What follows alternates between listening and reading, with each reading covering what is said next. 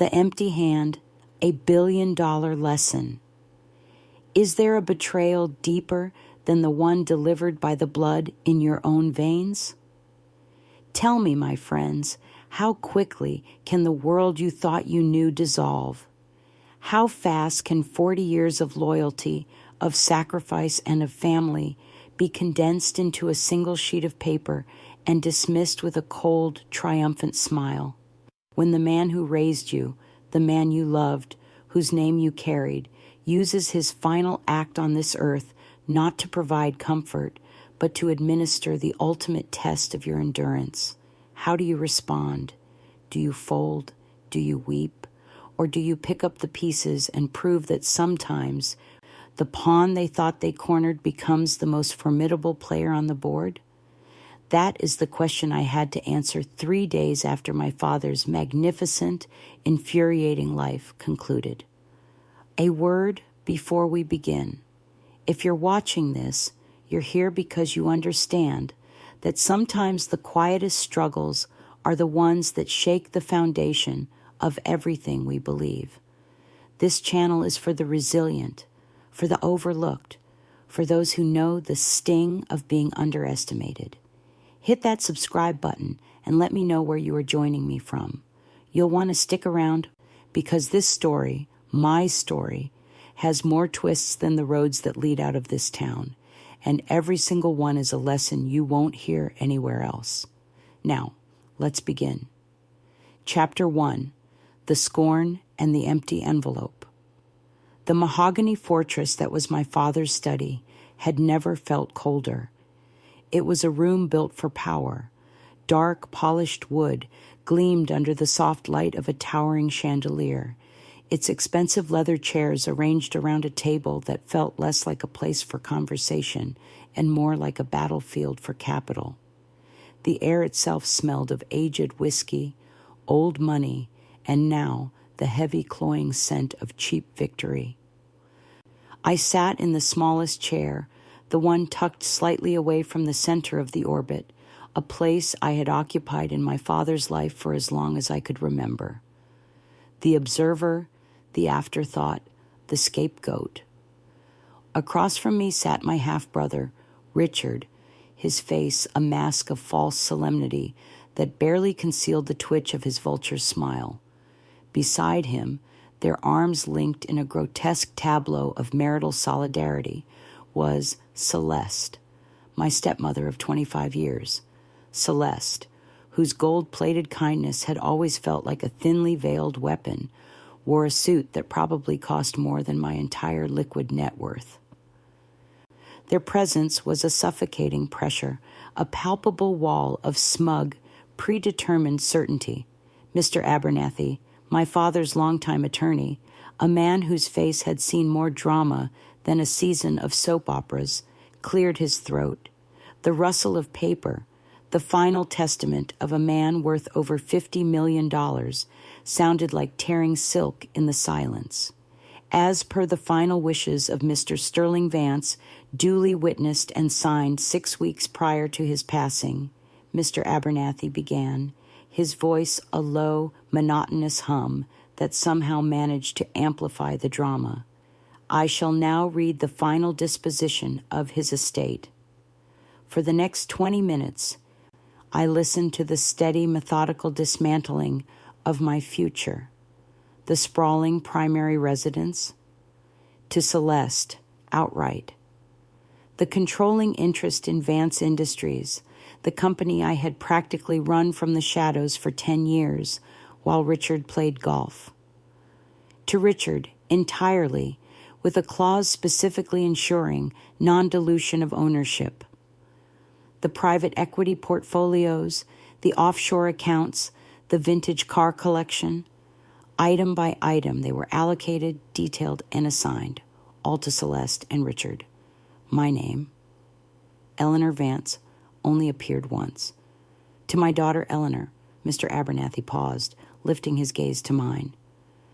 Richard shifted in his seat, a flicker of sadistic anticipation in his eyes. My wife, Celeste, will ensure that Eleanor receives the market value of the 1998 Toyota Camry, currently parked in the garage, minus any necessary detailing fees. The silence that followed wasn't heavy. It was sharp, brittle, and utterly humiliating. The room didn't just grow cold, it became a vacuum where my dignity had once resided.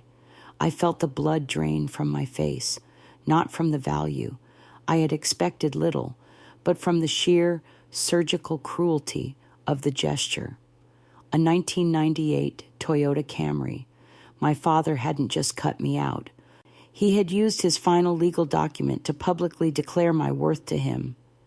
A rusted, 25-year-old compact car. Richard couldn't hold it anymore. A dry, controlled cough escaped him, which sounded exactly like a snicker. Celeste squeezed his hand and leaned forward, her eyes fixed on me with pity that was far worse than hatred. "Oh, Eleanor, honey," Celeste sighed, her voice dripping with the kind of condescension usually reserved for children who believe in Santa Claus. "You know how Daddy was. He always said you never understood the gravity of money." He knew Richard would be better stewards of his legacy. Legacy.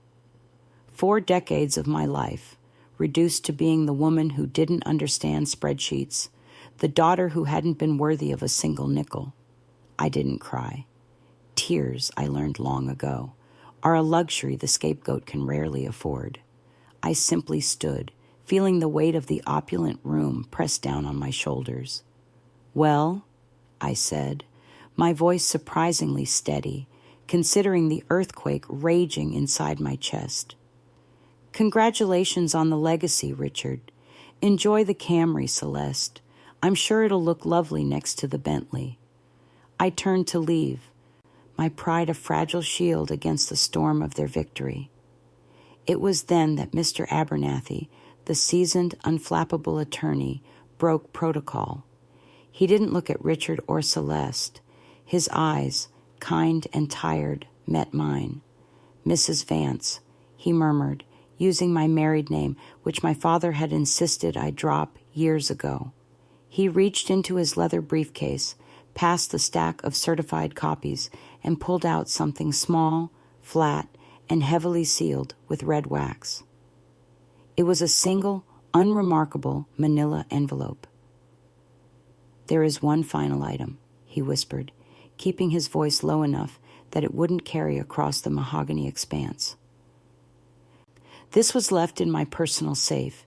It is not part of the probate estate. It is addressed only to you from your father. He instructed me to deliver it only after the final will had been officially read and acknowledged by all parties." I took the envelope. It was surprisingly heavy, not with paper, but with something metallic and dense.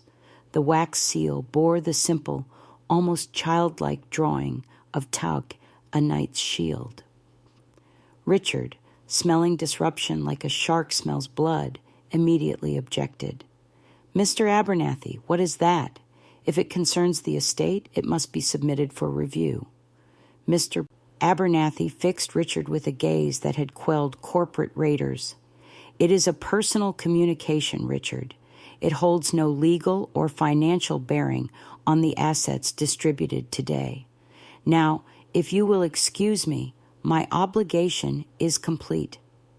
I didn't wait. I walked out of that mahogany fortress, the taste of ash in my mouth and the weight of that mysterious envelope in my hand. Richard and Celeste were already planning their celebratory champagne, their laughter echoing down the marbled hallway, a cruel soundtrack to my departure. In the span of 2 hours, I had gone from being the daughter of a titan to being a homeless widow with a 19-year-old car and a baffling piece of stationery. The next blow landed the minute I arrived back at the house I had lived in for 40 years. Celeste had already been there. My clothes were not neatly packed. They were tossed into 2 cheap plastic bins on the front porch, next to a handwritten note. "We need the space. Find somewhere else to mourn. Useless things take up space. I spent that night in a roadside motel that charged by the hour, the thin carpet sticky beneath my feet, the fluorescent halo of the ceiling light mocking my misery. I sat on the sagging mattress, watching the neon sign of the liquor store across the street cast its lurid red glow through the blinds. The pawn had been swept off the board. But as I finally tore open that heavy, waxy envelope, feeling a small, cold coquille drop into my palm, I heard my father's voice, clear as a bell, in the silence of that cheap, desolate room.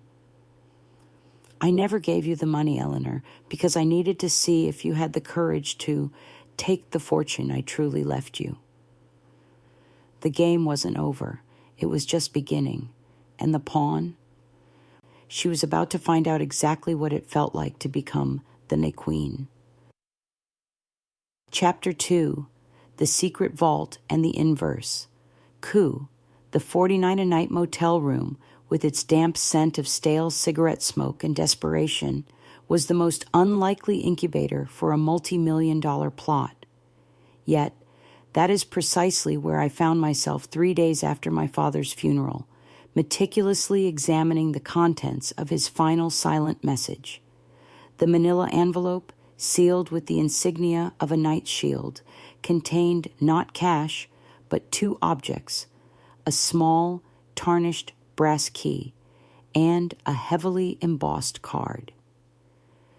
The card bore an address, a forgotten storage annex in the oldest section of the Vance Industries compound, a place Richard had publicly promised to demolish and gentrify within the week.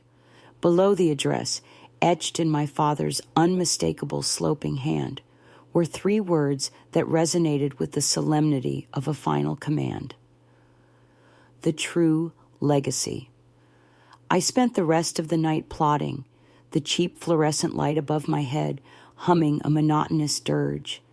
Every creak of the floorboards, every distant siren, served as a grim reminder of how far I had fallen. My pride was gone, but in its place a cold, calculated fury began to build, a fortress constructed not of mahogany and leather, but of pure, unadulterated resolve. The antagonists make their move.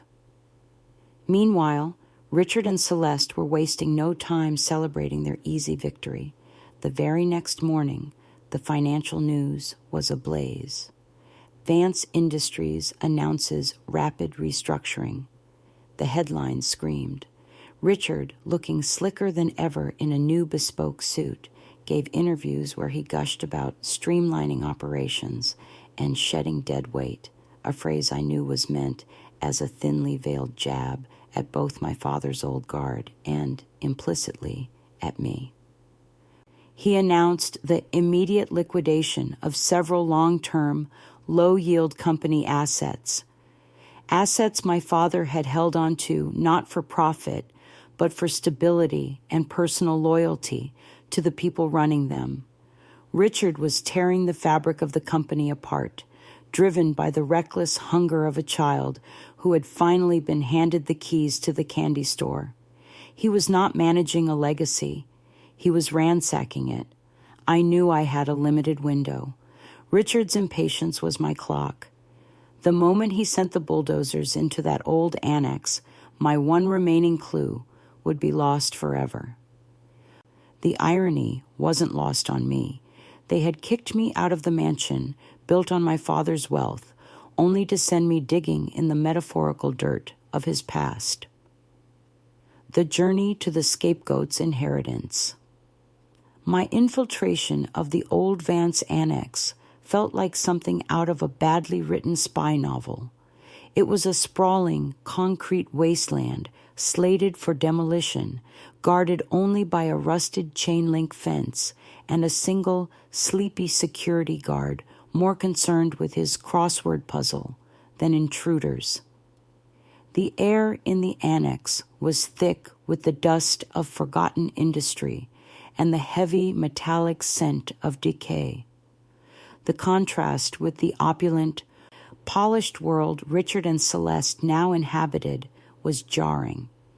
This was the real Vance Industries, the engine room, the place where the dirt work was done, long before the dividends were distributed.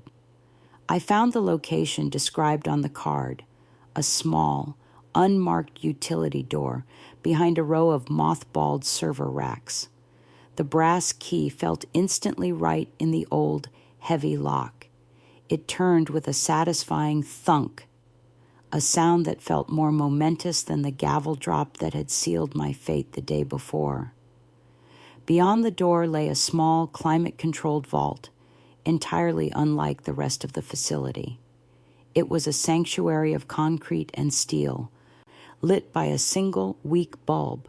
It wasn't decorated, it was functional, containing just one simple wooden table, a single office chair, and a formidable, fireproof safe secured by an electronic keypad. Pasted to the safe was a note. "You didn't need the keys to the kingdom, Eleanor. You needed the combination." I sank into the chair, my heart pounding a frantic rhythm against my ribs. I had the key, I had the location, but I didn't have the code. Just when the hope I had been clutching started to slip, I noticed a detail. The combination wasn't written down, but etched lightly into the brass key itself. It wasn't a combination. It was a date. It was the date of my mother's death. The revelation of the $500 million trust. The safe opened with a heavy, grinding sigh, revealing not stacks of cash, but meticulously organized binders and a single encrypted external hard drive. This was not chaos. This was the obsessive organization of a man who dealt in secrets. I plugged the hard drive into a small laptop I'd brought. After entering a password, my childhood nickname, the screen sprang to life, displaying a single overwhelming document. It was a contract, stamped and notarized in an obscure jurisdiction, titled the Sterling Legacy Advancement Trust. I skimmed the first few lines, my breath catching in my throat as the staggering figure materialized before my eyes. The principal value of the trust stood at approximately $500,000. $500 million, 10 times the value of the probate estate Richard and Celeste were currently squabbling over. My hand was shaking as I scrolled down, expecting to see my name listed as the sole beneficiary, the grand prize for enduring my father's cruel test. But the document held the second, more profound twist. Eleanor Vance was not the beneficiary. Under the section detailing the trustee and executor, there was only one name, Eleanor Vance. The true beneficiary was listed as Vance Industries itself, along with several philanthropic foundations that were still technically controlled by the company. My father hadn't left me a fortune. He had given me control over the ultimate weapon. I wasn't the owner. I was the gatekeeper. I was the general put in charge of the entire war effort. The mandate, evaluate and fix. As I absorbed the magnitude of the trust, its power to freeze assets, demand audits, and replace corporate governance, an auto-playing video file launched. It was my father, looking older but intensely focused, seated at the mahogany table where he had just humiliated me. "If you are watching this, Eleanor," his familiar voice filled the silent vault, thick with a strange mixture of pride and regret. "It means you finally ignored the noise and sought the truth. The money I left Richard and Celeste, it was a simple, visible inheritance, the bait. It was a test of their character, and they failed it spectacularly, just as I suspected they would." He paused, a flicker of true sadness crossing his face. "The $500 million trust. Eleanor, that is your weapon. You are not a beneficiary. You are the executor. Your job is not to spend the money, but to use the power of the funds to do what they never would, evaluate and fix. He explained the mandate. I had the legal authority to freeze any asset related to the company, demand a full forensic audit of Richard's activities, and even call an emergency shareholder vote to replace the board. The trust power was absolute, designed to legally neutralize the very individuals who had just evicted me. They thought you were useless because you didn't crave the easy money. Now, you hold the keys to their entire operation. Go, Eleanor. Prove that the only real legacy is competence, not entitlement. I sat there, the key in my hand, the weight of $500 million in legal authority resting on my shoulders. I was still broke, still sleeping in a cheap motel, but I was no longer the scorned scapegoat.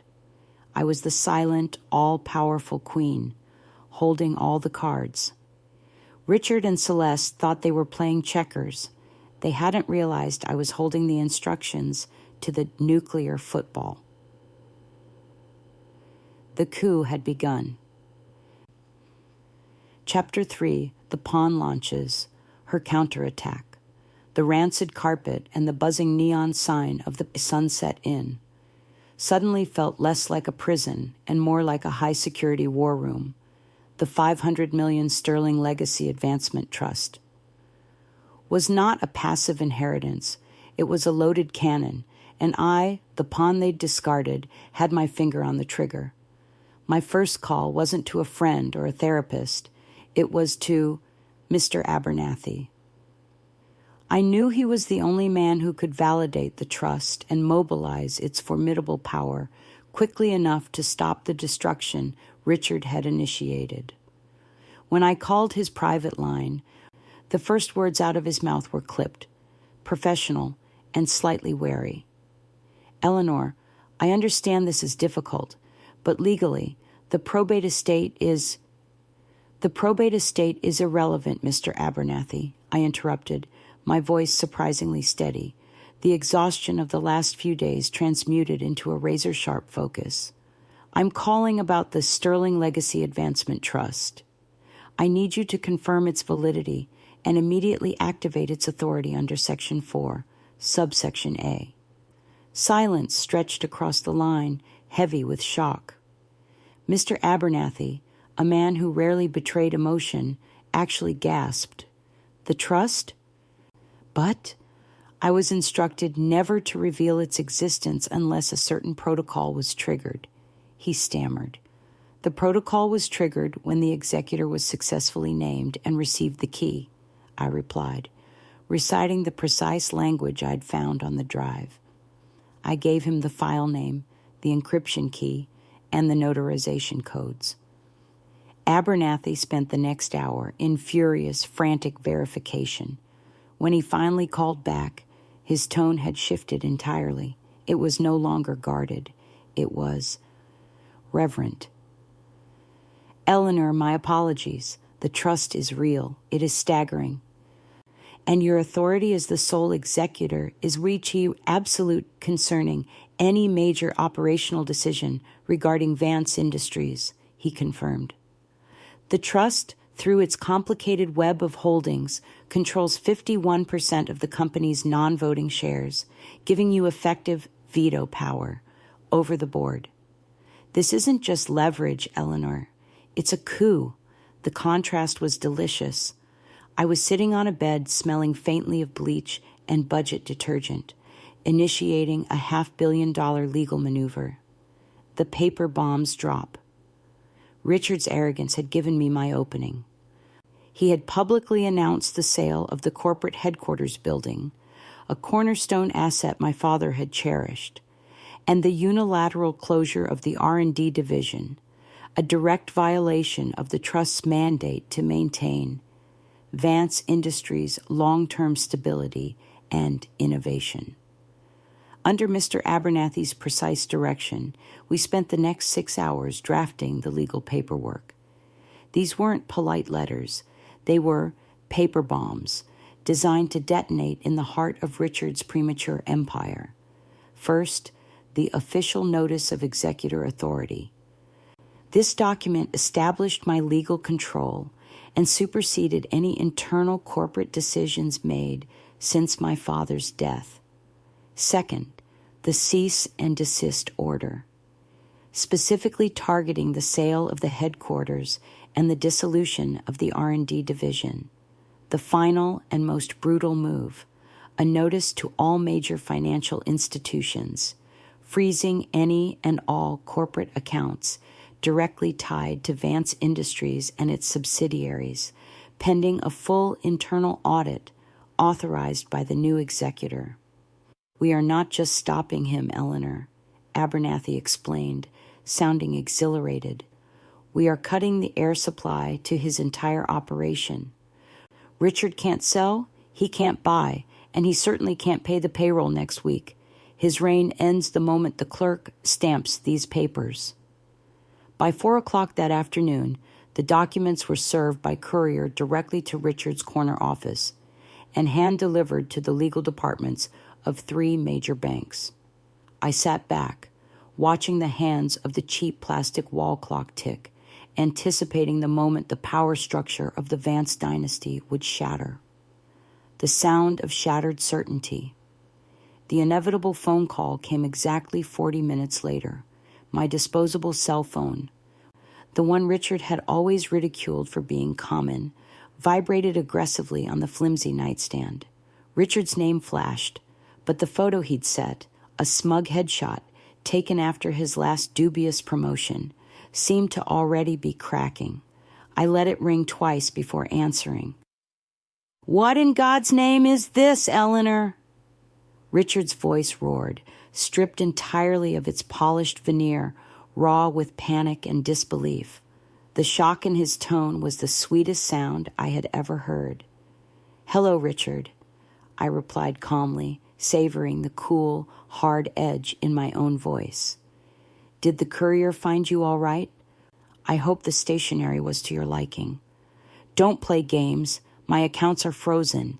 The sale of the HQ is halted. The bank said they received an order from some trust. It's fake. You forged this. You are going to jail, Eleanor." He was gaslighting, shouting, attempting to deploy the emotional manipulation that had always worked on me before. "It's not fake, Richard. Mr. Abernathy can confirm the validity.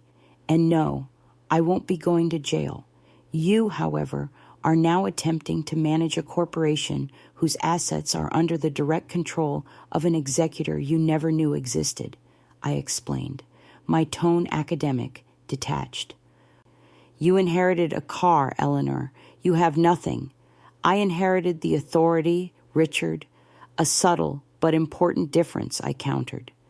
"Father knew you were rushing to liquidate his company, and he put measures in place to stop you. I am simply implementing his final official instruction." His panic dissolved into pure, venomous rage. "You think this is over? You think you can freeze everything and walk away? I will tie this up in court for 10 years. You are a useless pauper operating out of a flop house, and you won't survive the first week of litigation." I paused, allowing his insults, the useless pauper, the flop house, to hang in the air, highlighting the delicious irony. "You're right, Richard," I conceded softly. "I don't want to survive the litigation. I want to win the game. And to win, I needed to take the first piece. Consider your entire operation officially frozen." I hung up, placing the phone back on the nightstand. The silence in the room was deafening, but it was a silence filled with power.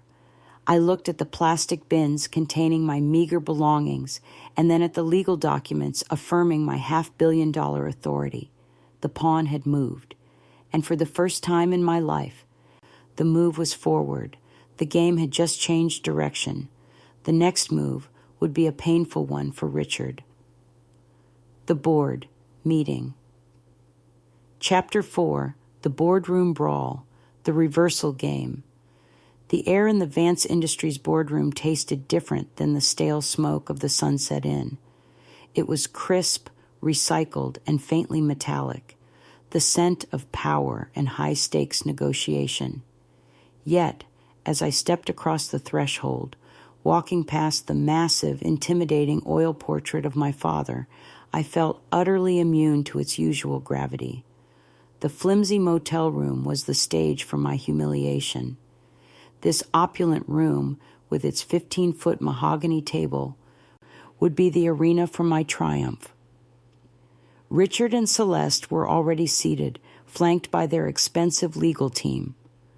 Richard's face was a mottled map of fury and panic, but he was attempting to project contempt. Celeste, ever the actress, wore a mask of sorrowful indignation. "Look at her, gentlemen," Richard snarled, addressing the scattered, uneasy board members. "The pauper has arrived. This is a frivolous legal stunt by a prying, disinherited relative, attempting extortion. She is using forged documents, claiming authority over a non-existent trust to disrupt an international conglomerate." He used the word pauper like a thrown rock, but it glanced harmlessly off my armor. I settled into the chair at the head of the table, the seat where my father had always sat, and met Richard's hateful gaze. "The documents are real, Richard, as your bankers and legal counsel can attest," I said, my voice low and steady, contrasting sharply with his bluster. "The Sterling Legacy Advancement Trust controls enough beneficial interest to legally demand this meeting, effective immediately, and I am here to request two things. First, a full, independent forensic audit of all corporate activities since my father's death. Second, my immediate appointment to the board as mandated by the trust's controlling stake." The board members, who valued stability and legality above all else, exchanged anxious glances. They knew the trust was real, their lawyers had told them, but they were looking for a way out, a justification for this monumental disruption. The unmasking. "Justice is evidence. This is absurd. She has no business acumen," Celeste cried, her voice cracking with forced emotion. "Richard is a Harvard MBA. He is protecting the legacy, while she is trying to dismantle the family." I didn't engage with the emotional manipulation. I merely nodded to Mr. Abernathy, who stood ready with a cart containing several sealed, brightly colored binders. "I understand your skepticism," I addressed the board, letting my eyes sweep over the nervous faces of men who had benefited from my father's competence. "But the issue is not business acumen. It is financial integrity, My father, in his meticulous foresight, prepared for the distinct possibility that his heir apparent might confuse entitlement with ability." I pushed a red binder across the table toward the board chairman. "The evidence binder." Inside that binder, I explained, the silence of the room amplifying my every word, are copies of corporate ledgers and correspondence recovered from the trust's sealed vault. They detail, in excruciating specificity, Richard's recent financial activities, the diversion of $8 million in R&D funds for a personal luxury investment, the fraudulent overvaluation of the corporate headquarters in preparation for a quick sale, a classic pattern of asset stripping designed to leave the company hollowed out and insolvent. Richard lunged across the table, his face white with fury, attempting to grab the binder. "Those are lies, forgeries. My father hated you. He would never. Your father was always observing." "Richard," I cut him off, my voice turning cold as steel. He had eyes everywhere. "These documents, complete with authenticated signatures and dating back 6 months, prove that you weren't managing his legacy. You were preparing to loot it." The legal team representing Richard and Celeste exchanged worried glances. Their defense, that I was a pauper committing fraud, had just been obliterated by documented, premeditated evidence of a 30 fraud. The vote, power restored. The board chairman, a man named Mr. Finch, who had once patted Richard's back while ignoring my decade of quiet work, spent 20 minutes reviewing the damning evidence. The room became suffocatingly quiet. When Finch finally looked up, the jovial mask he usually wore was gone, replaced by the grim expression of a man facing a catastrophic liability. "Mr. Vance," he said, his voice slow and heavy, "the documentation provided by Ms. Vance as executor of the Sterling Trust contains irrefutable evidence of financial malfeasance that constitutes a material breach of fiduciary duty and is, frankly, grounds for criminal investigation." That was the turning point. The board didn't care about familial love or betrayal. They cared about their personal liability. They couldn't afford to be associated with Richard's crimes. The motion was raised immediately. The immediate removal of Richard Vance as CEO and his resignation from the board, and the termination of Celeste Vance's corporate advisory contract.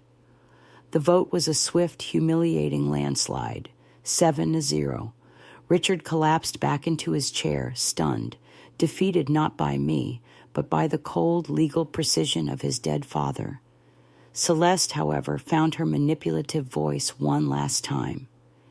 "Eleanor," she pleaded, tears welling in her eyes, "don't do this. Think of the family. Think of what this will do to Richard's reputation. You're destroying him." I stood, towering over the conquered landscape of the boardroom. I didn't raise my voice. I didn't even sneer.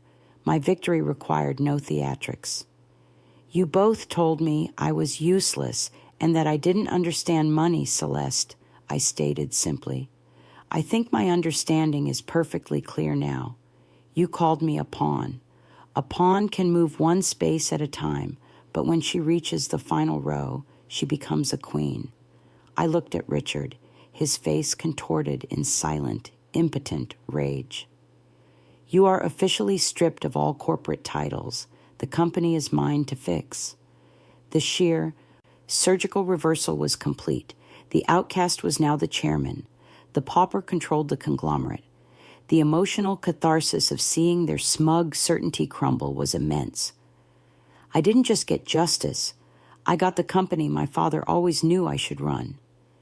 But as the police were subtly called to escort Richard and Celeste off the premises, a new, unsettling thought settled in my mind.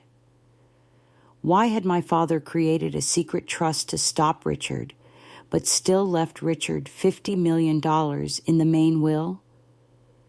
The pieces didn't quite fit.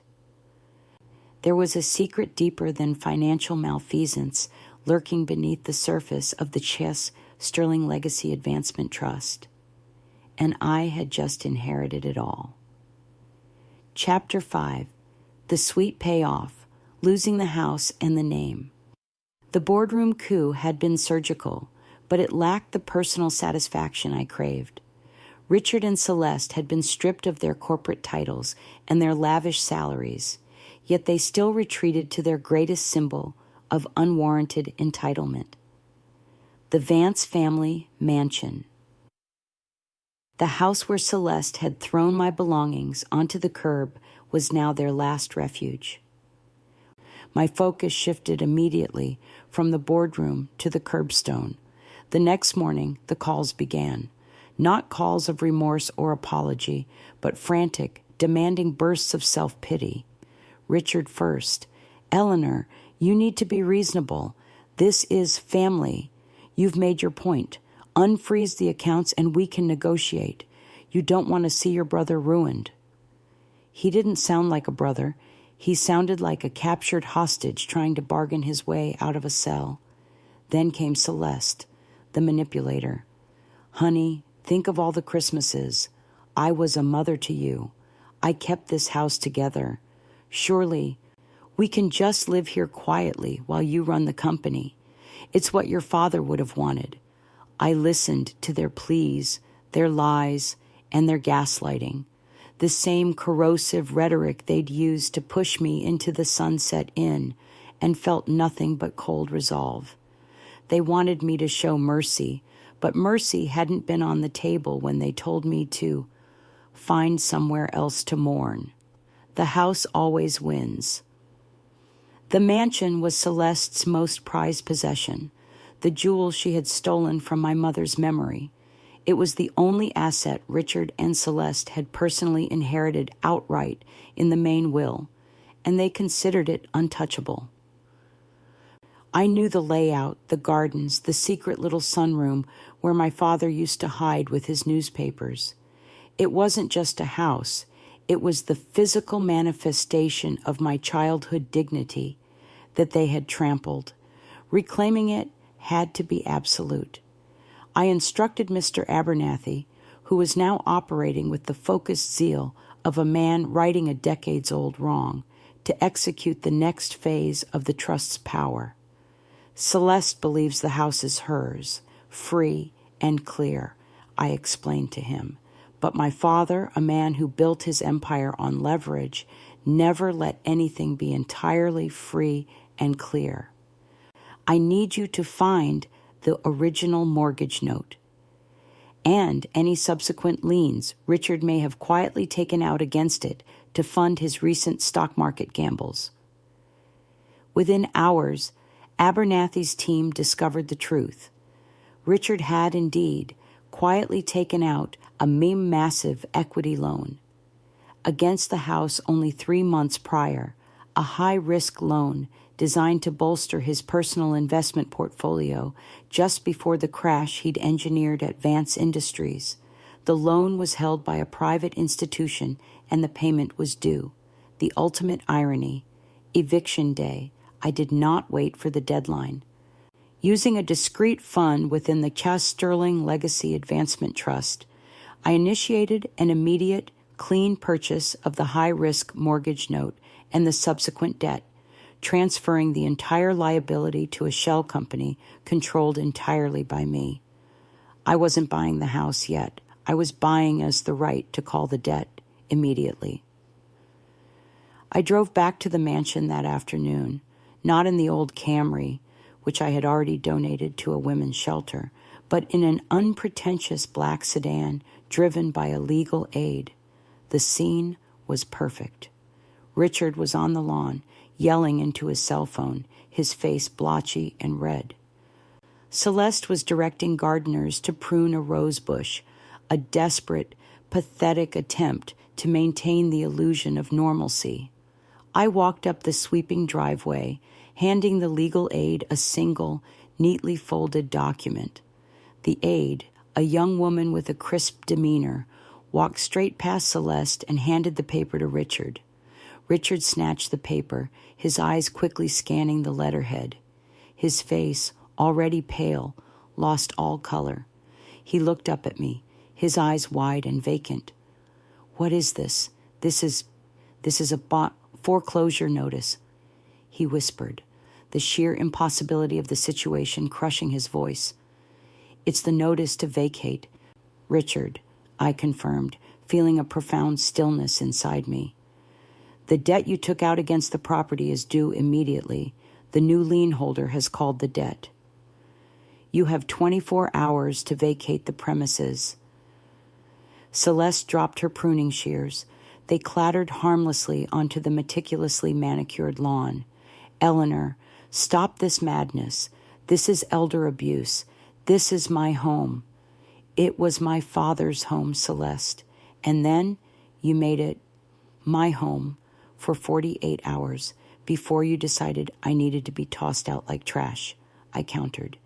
"I seem to recall you telling me to find somewhere else to mourn." "I took your advice. I found somewhere else to claim. You should take mine now." I looked pointedly at the plastic storage bins, which had been returned to my new office. "You have until 5 p.m. tomorrow.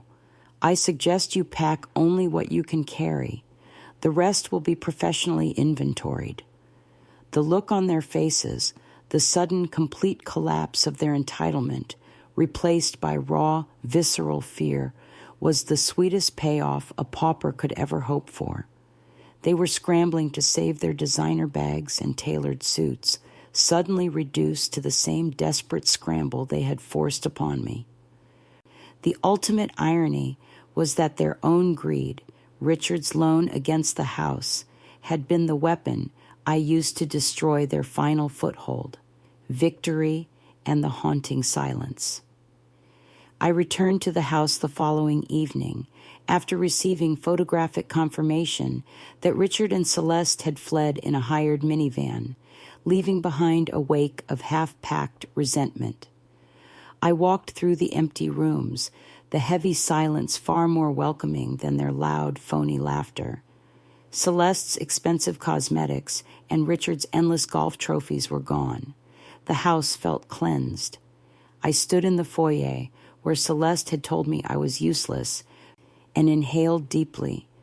I had the house, I had the company, I had the authority of a $500 million trust. The emotional journey from the cheap motel to the mansion was complete. The underdog had officially become the queen. But as I looked at the old oil portrait of my father, a new thought began to surface, cold and disturbing. Why did the documents in the secret vault contain several heavily redacted files referencing overseas accounts and unconventional funding streams? The punishment of Richard and Celeste was over. Now the true work and the true danger of the Legacy Advancement Trust was about to begin. The game had just moved from a legal skirmish to something far darker and more profound. Chapter 6, The Final Confrontation and the Father's Last Word. The final confrontation took place not in the sterile glow of the boardroom, but in the subdued, heavy silence of the reclaimed mansion's living room. Richard and Celeste arrived 24 hours after their eviction, ostensibly to retrieve a few irreplaceable personal items. But I knew their true purpose, a desperate final attempt at emotional extortion. They were disheveled, their designer clothes rumpled and their polished veneer scratched by the reality of being suddenly stateless. Richard's usual bravado was replaced by a twitching, hollow-eyed anxiety. Celeste, however, was immediately back in character, deploying her weapon of choice, false sentiment. "Eleanor, darling, please," Celeste began, sinking dramatically into a silk sofa she had personally selected. "We never meant for it to go this far. The grief has just been so overwhelming. We made mistakes, terrible ones, yes, but we are family." "Mistakes?" I repeated, leaning against the fireplace mantel, adopting the posture of command my father had perfected. "You didn't make a mistake, Celeste. You committed felony fraud by attempting to liquidate a $50 million estate you weren't entitled to. You didn't make a mistake, Richard. You told your sister, the person who held your father's last wishes, to find somewhere else to die." Richard immediately tried to regain control, his voice rising in an aggressive whine. "That was a moment of weakness. I was under stress. You used that against me. You are cruel, Eleanor. You are using the trust to destroy the very people you should be protecting. You have everything now. Why do you need to see us begging?" "You assume I did this for the money, Richard," I countered, looking him dead in the eye. "You assume everyone is driven by the same pitiful greed that fueled your actions. I did this because you forced me to reclaim my dignity, and more importantly, because I had a mandate from the one person who truly knew your character. The unforgivable truth. The final recording. It was time to deliver the final, most devastating blow, the one that destroyed not their financial standing, but their lifelong illusion of being the favored, golden children. I pulled out the same laptop I had used in the annex, placing it carefully on the mahogany coffee table. "Before you claim that I am cruel, I want you to hear from the source of all our current disagreements. This is the final message my father left in the trust vault, addressed specifically to the two of you. I hit play. The screen showed my father, Mr. Vance, looking directly into the camera, his voice neither angry nor sad, but simply got clinical and utterly resolute. If this message is being played, Richard and Celeste, it means your failure was total. I gave you the $50 million, the visible fortune, as an unqualified test of your character. I wanted to see if, stripped of all need, you would choose decency over avarice and loyalty over entitlement. Richard's face was frozen, disbelief warring with sudden chilling recognition. Celeste's dramatic composure shattered. She stared at the screen as if watching an execution. You both failed. You didn't just fail the test. You committed a malicious, calculated act of familial cruelty against Eleanor, the only one of my children who ever put the integrity of the family before its balance sheet. You saw her not as a sister or daughter, but as a disposable obstacle. The surgical precision of his disappointment was far worse than any shouted anger. He wasn't yelling. He was delivering a Mien's final, unappealable verdict. The true fortune, the $500 million trust, was always intended as the weapon to hold the company together. I gave Eleanor the authority to seize control, not because she was the best CEO, but because she was the only one I could trust to act justly, even when it cost her everything. The inheritance you were so desperate to claim was a poisoned apple, designed to expose your true selves. The video concluded with the chilling finality of a closing statement. The consequences you are now facing, the loss of the company, the house, the public reputation, these are not Eleanor's punishment. They are the consequences of your own choices. I hope the lesson proves to be worth the cost. The moral collapse. When the video finished, the silence was absolute. Celeste's shoulders were shaking with dry, rattling sobs. Not the performance tears she usually used to manipulate, but the ugly, broken acknowledgement of total defeat. Richard didn't move. He looked like a statue carved from ash. His lifelong illusion of being the golden boy utterly pulverized. He hated me, Richard whispered, the words barely audible. He set a trap. He waited for me to fail. He didn't hate you, Richard, I countered, my voice weary but firm. He loved the idea of you, but he respected the truth of me. He left you the bait, but he entrusted me with the legacy. Celeste finally looked up, her eyes puffy and bloodshot. What do we do now? You have ruined us. You have to save us. Think of our future. Your future, I stated, closing the laptop and breaking all visual contact, is entirely determined by the truth you chose to ignore. You have the $50 million from the probate will, which is still yours. You just can't touch it because your assets are frozen due to your fraudulent corporate activities. You need to face the legal consequences of the financial crimes you committed while running Vance Industries. The personal battle was finally over. The emotional catharsis was complete. I felt no joy in their ruin, only the vast, empty relief of a war concluded. I had won the company, the house, and most importantly, my father's respect.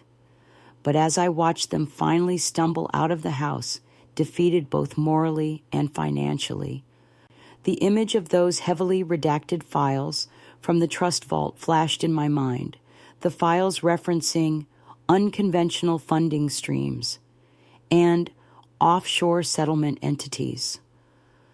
My father had built the trust as a perfect defense against Richard and Celeste, but was it also a defense against something else?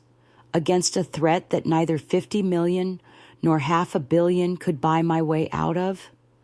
The family drama was over. The corporate fix was underway. But the real lesson, the dark, terrifying secret woven into the very fabric of the Sterling Legacy Advancement Trust, was about to reveal itself. Chapter 7, The Aftermath and the Tainted Legacy. The air in the mansion was clean, the silence profound. Richard and Celeste were gone, their presence scrubbed from the ledgers and the property. Richard was currently battling multiple lawsuits stemming from his brief, fraudulent tenure as CEO, and Celeste was desperately trying to retain the few luxury assets not tied up in the frozen probate estate. The personal justice phase was complete. I, Eleanor Vance, was now officially the CEO of Vance Industries and the executor of the $500 million Sterling Legacy Advancement Trust. The contrast was staggering. Just weeks ago, I was meticulously examining a brass key under a cheap motel lamp. Now, I was signing off on multi-million-dollar corporate expenditures from the very desk where my father had cut me out of his life. The cleanup was immense. Mr. Abernathy was relentless, surgically dismantling Richard's financial malfeasance and installing a board focused on stability. But while the company itself was righting itself, my focus, mandated by the trust, turned to the source code of the fortune itself. The $500 million trust, diving into the financial labyrinth. The trust was a marvel of legal engineering.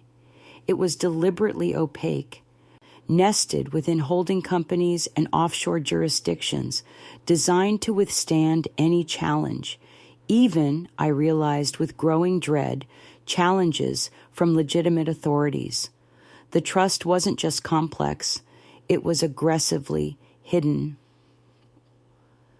Your father, Abernathy admitted one afternoon, running a weary hand through his hair as we reviewed a particularly tangled flowchart of shell companies, was brilliant. He didn't just move money, he built a financial Gordian knot. Every time we pull on a thread, we find 3 more knots. We focused on the largest single deposit made into the trust's principal account 15 years prior, a transfer of roughly $200 million. All the documents surrounding that transfer in the trust vault were heavily redacted or labeled with cryptic, non-corporate jargon like Project Sentinel and the Mediterranean Settlement. I pressed Abernathy. Who were the primary counterparties in the Mediterranean Settlement? He hesitated, shifting uncomfortably in the CEO chair. Eleanor, I handled the closing documents, but your father insisted on signing the non-disclosure agreements personally. All I know is that it involved the liquidation of a massive, non-traditional asset portfolio in a region that, well, let's just say, it doesn't always adhere strictly to OECD financial guidelines. The subtle language was terrifying. Non-traditional asset portfolio was the sophisticated euphemism for something illegal. Non-OECD adherence meant dealing with people or entities we shouldn't be dealing with. The darker twist, the trust as a shield. The pieces finally snapped into place, revealing the true, chilling extent of my inheritance. I found a final, encrypted folder hidden on the drive, protected by a high-level military-grade encryption I barely managed to crack. It contained an audio recording and a single, meticulously detailed risk assessment report. The audio was a conversation between my father and an unknown gravelly voice dating back 16 years. They weren't discussing business. They were discussing extraction, getting money out of a hostile territory before a regulatory collapse. The voices referenced a large-scale, sanctions-busting operation. My father had been involved in decades ago, the very operation that had provided the seed capital for much of his empire. The $500 million trust wasn't just a test of my character, it was a preemptive defense system. The realization hit me with the force of a physical blow. My father hadn't established the trust to ensure my financial future. He had established it to launder and legitimize the largest, most dangerously questionable portion of his wealth and place it under the legal protection of a carefully constructed, immutable trust. By making me the executor with no direct financial interest, I was made the perfect legal buffer, the clean, untouchable face of a dirty fortune. He hadn't been testing my character. He had been testing my competence to protect his darkest secret. The billion-dollar lesson was not about finance. It was about moral compromise. The new threat emerges. Just as the true weight of the trust settled upon me, the external threat arrived, cold and undeniable. I received a registered letter from an organization I had never heard of, the International Financial Integrity Coalition, IFIC. The letter was polite, professional, and utterly chilling. It stated that the IFIC was tracking certain large, unconventional fund movements related to the dissolution of the Bisa Mediterranean settlement, and politely requested an immediate meeting with the executor of the Sterling Legacy Advancement Trust. My blood ran cold. My father's old enemies, or the authorities he had been running from, had finally caught the scent of the money. The game had just escalated from family revenge to an international regulatory manhunt. I was no longer fighting Richard, the spoiled, predictable golden child. I was fighting the ghosts of my father's criminal past, and they were far more dangerous. If the IFIC proved the $500 million was tainted, the entire trust would be dissolved, the company would collapse, and I, the innocent executor, would be facing decades of scrutiny and legal battles. The cost of my victory was terrifyingly high. I had achieved the queen status, but I had inherited a throne made of blood money. As I sat in the silent, reclaimed mansion, looking at the letter from the IFIC, I had to confront the terrible truth. Richard and Celeste, in their greedy simplicity, had been right about one thing. My inheritance was toxic. Now the final choice loomed. Do I expose the truth, sacrifice the $500 million, and risk losing the company I fought so hard to save?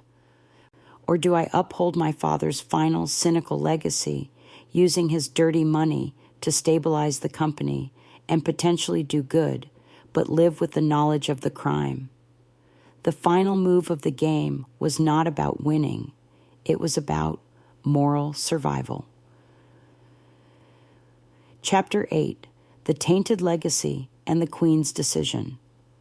The letter from the International Financial Integrity Coalition, IFIC, lay on my father's mahogany desk, its sterile formality screaming louder than any panicked shout from Richard. It was the final terrifying piece of the puzzle. I had successfully navigated the domestic maze of familial betrayal and corporate fraud, only to find myself standing at the edge of a chasm carved by international crime. The whole narrative of my victory, the pawn becomes the queen, suddenly felt brittle. I hadn't just inherited a company. I had inherited a time bomb, ticking down to a global scandal. The $500 million trust was not a testament to my father's faith in me. It was the ultimate legal camouflage for a lifetime of questionable dealings.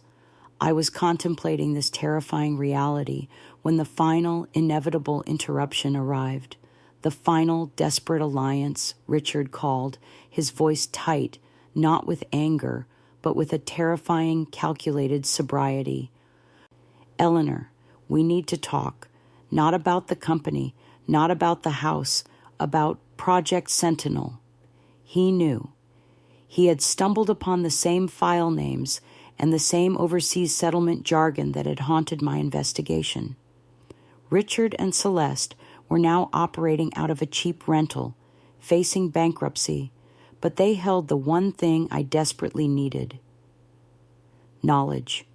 We met in a sterile, neutral conference room, a far cry from the power dynamics of the mansion. They were still visibly ruined, but their eyes held a new, dangerous glint of purpose. "The IFIC is tracking the money, Eleanor," Richard stated, leaning across the table, his former arrogance replaced by cold dread. "They are targeting the trust's original funding source. They aren't coming for your CEO title.